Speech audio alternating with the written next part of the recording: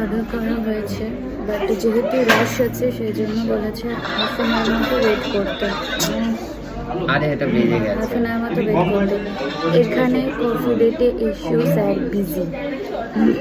দেখো সারাক্ষণ কোথায় একটু গল্প করবে তা না, এই দেখো শোনো অর্চনা নিয়ে চলে এসেছে আমাদের কফি।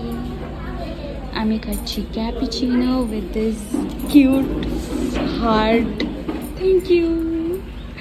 আর ও যেহেতু মানে মিল্ক কফি খায় না, ওর জন্য black coffee, right? This is cute Bubble. Bubble ফেনা।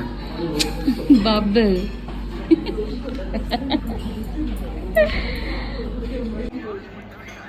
চিনি কফিটা না দিয়ে খেলে, নালে অত কড়া কফি খাওয়া যাবে না।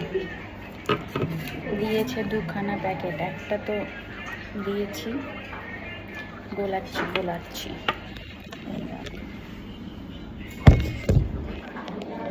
স্যার ভীষণ ব্যস্ত, স্যার যে কী করতে আমাকে নিয়ে আসলো কফি ডেটে আমি জানি না। লাস্টে হার্টশেপটা কি করলে?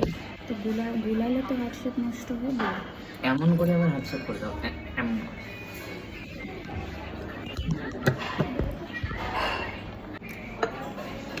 আধা ঘন্টা বসে থেকে অর্ডার পেয়েছি। অর্ডার যখন দিই তখনই বলে দিল টাইম লাগবে।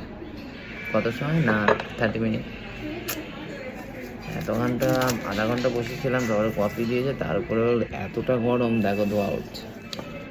কখন খাবো যে বুঝতে পারছি না। আর আমি খেলা দেখছি, কেকেআরের খেলা হচ্ছে না আজকে, কি দেখো